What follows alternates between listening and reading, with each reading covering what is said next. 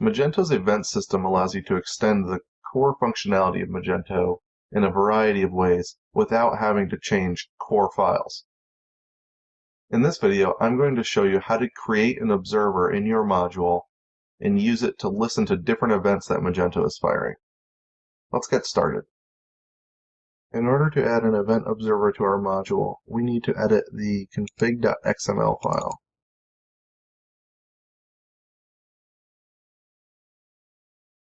By adding an events section, we can observe any number of the core events that are dispatched by Magento.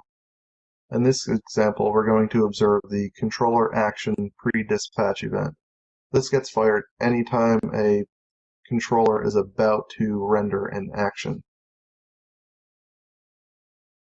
So in this case, our observer is pointing to a model class at the path example/observer, and it's going to run the controller action pre-dispatch method. So we need to create this class. That's going to go in the model folder, and it's going to be named observer.php.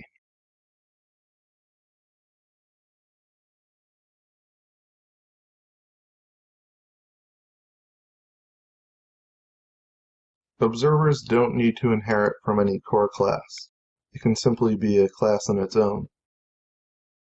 According to our config, we're looking for the method controller action pre-dispatch, so we need to create this as a public function of this observer.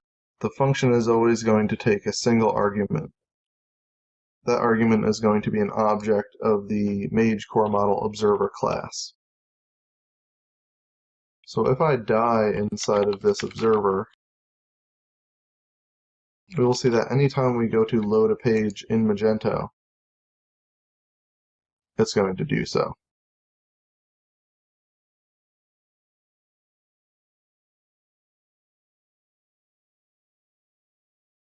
This particular action and event is dispatched deep down in the Magento core.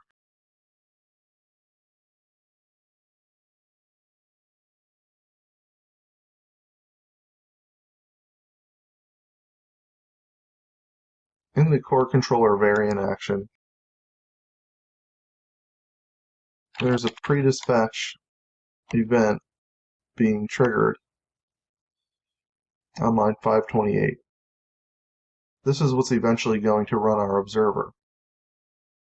An important thing to note is the array that's being passed as the second argument of the function. The array is going to give us variables in our observer which we can access and mutate in order to create the functionality that we desire with our observer. What this means is that in our observer, we can then retrieve that variable.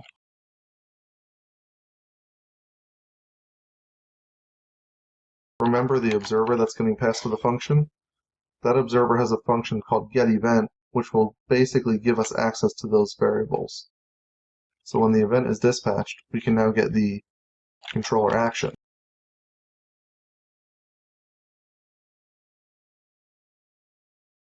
So at this point, I can pretty much do anything that a controller can do.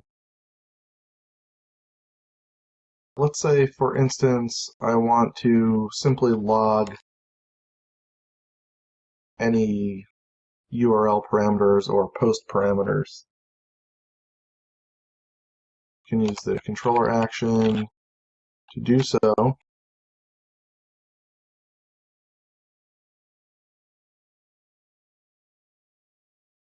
Which means that anytime a page is loaded, for instance, if I attempt to log in, it's going to be logged to my system log.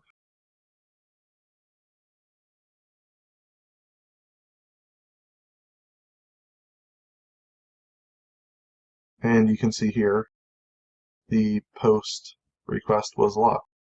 So let's recap. In order to use our observers, we need to add an events section to our config.xml file. The events section tells Magento which events we're going to be listening to and which observers we're going to forward those events to.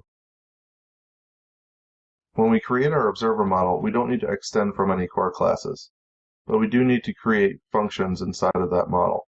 Those functions, when called, get passed an argument that allows us to access the variables related to each event. There's hundreds of core events being fired by Magento, but you can even create your own events by using the Mage dispatch event function throughout your extensions. In the next series, we're going to talk about some more advanced features that you can customize in the Magento admin interface, so stay tuned.